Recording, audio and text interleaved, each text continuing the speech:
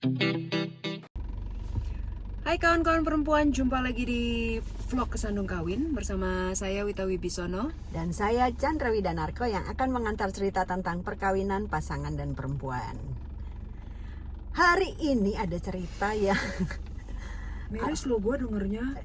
ya, Ini kasus cerita dari narasumber Kesandung Kawin, pasangan menikah yang sudah 27 atau 28 tahun gitu. ya. Sekitar segitu ya. Ini pasangan ini pasangan yang tampak luar saling sayang, dan kita juga nggak tahu, kita nggak bisa juga bilang tampak luar saling sayang terus tampak dalam belum tentu kan, nggak tahu ya, kita nggak tahu lah, pokoknya kira-kira gitu. Tapi yang jelas adalah selama 10 tahun terakhir, 10 tahun yang lalu mereka suaminya nggak bisa ereksi, jadi itu berpengaruh terhadap kehidupan seksual mereka. Nah, kemudian mereka selalu nyoba selama setahun atau 2 tahun lah gitu, pokoknya nyoba terus sampai nyerah. Ya udah deh gitu. Dan si istrinya juga berusaha mengerti dengan nggak maksa. Terus si suaminya juga nggak ngebahas, intinya mereka berdua nggak Saling ngebahas karena nggak enak. Iya, kasihan juga gitu. Kan gitu. Tapi sebenarnya suaminya kayaknya tetap usaha deh ya, bukan nyerah deh. Ya, Oke. maksudnya usaha, tapi pada saat mereka ngobrol menyerahnya tuh masih udah kita nggak ngebahas berdua gitu ya kan. Ya. Sampai kemudian si istrinya, si narasumber ini Affair ya. punya pacar. Jadi punya pacar, dan akhirnya dan setelah itu dia tenang karena kehidupan seksualnya kembali normal. Kembali. Yang tadinya nggak terpenuhi berarti berapa tahun kemudian itu? Itu kan setelah kemudian mereka pacaran sekitar 2 tahun ya. Pacarannya 6 tahun. Ya sekitar 5 atau 6 tahun, tapi mereka berdua kehilangan kehidupan seksual tuh selama setahun atau 2 tahun gitu. Ya. Nah, sekitar segitu. Nah, kemudian mendadak si istrinya ini menemukan chat suaminya yang ternyata suaminya juga punya pacar. Dan di chat itu membicarakan tentang aktivitas seksual mereka. Ya, shock Dan ya rasanya sih di bagian ini istrinya egonya terluka ya, karena lah, lo ternyata udah bisa, kok nggak ke gue gitu loh, kok nggak nyoba sama gue gitu. Nah, yang ikut sakit gue ini. terus yang menarik adalah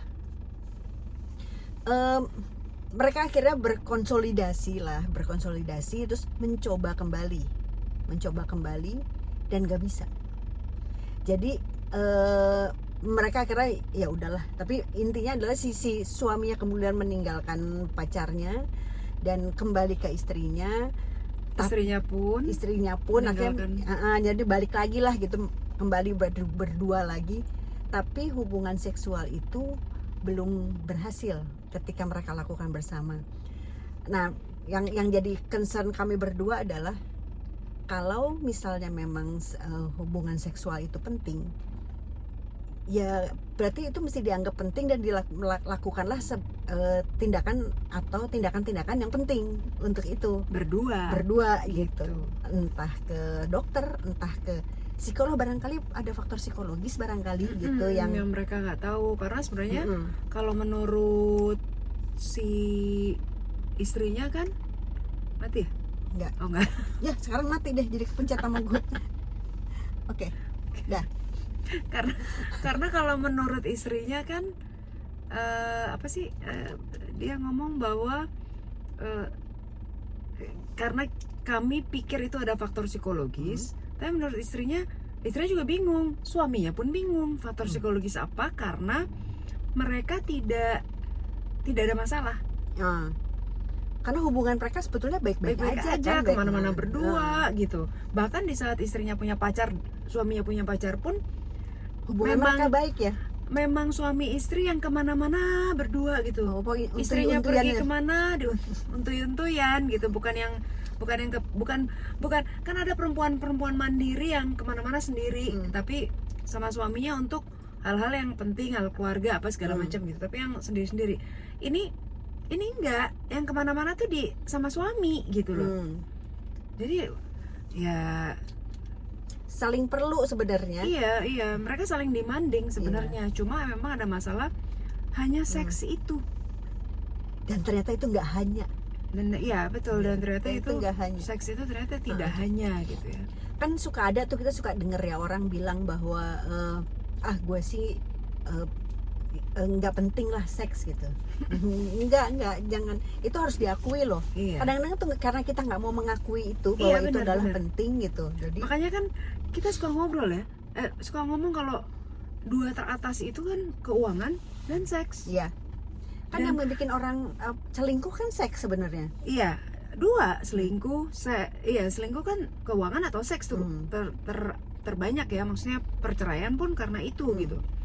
Cuma maksudnya gini, kalau memang gue jadi bingung jawabnya, ngobrolnya, mereka nggak ada masalah, terus tiba-tiba ada masalah seks itu, nyerah, istrinya punya pacar 6 tahun setelah 2 tahunan kosong itu. Nah suaminya setahun belakangan ya? Baru banget nih suaminya tuh setahun belakangan. Artinya kalau emang itu 10 tahun, suaminya itu ada proses 9 tahun untuk mencoba gitu, untuk membangkitkan lagi. Cuma salahnya emang akhirnya disalurkannya ketemunya sama orang lain gitu. Betul. Karena dia juga mungkin awalnya gini kali. Awalnya jajal-jajal aja dulu sebelum sama istrinya, karena dia nggak enak sama istrinya kali. Mungkin ya. Cuma maksudnya ya itu kenapa mesti pakai nggak enak ya kalau pernikahan udah sepanjang itu gitu, kenapa? Ini makanya kita selalu bahas juga, terbuka dengan pasangan itu penting banget untuk hal apapun gitu loh. Karena banyak pasangannya itu yang dikit-dikit, enggak, gue nggak mau bahas, nggak enak, nggak mau bahas soal keuangan, nggak enak, kok kayaknya nggak asik, nggak mau bahas soal seks, takut tersinggung misalnya. Itu sih. Padahal itu kan persoalan bersama ya sebenarnya. Betul. Ya kita sampai diem. Karena kan itu 10 tahun itu ya, misalnya gini, berusaha terus menerus selama 1-2 tahun itu hebat sih menurut gue. Iya. Cuman memang kalau misalnya ini persoalan seperti ini juga rasa gue sih juga dialami oleh banyak pasangan gitu.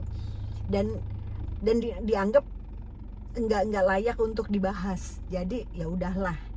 Padahal ya udahlah itu, padahal sebetulnya lo pingin, lo sebenarnya butuh gitu. Nah kalau emang lo butuh dan lo pingin, ya udahlah tuh bahaya sih. Iya, untuk apapun itu kita pernah bahas juga kita ya.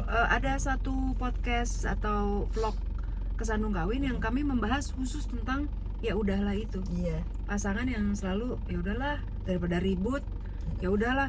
Padahal ya menurut gue sih, ya tapi orang beda-beda ya. Menurut gue sih, daripada lo ya udahlah, lo mendingan duduk berdua, bahas dari A sampai Z apa yang lo nggak nyaman.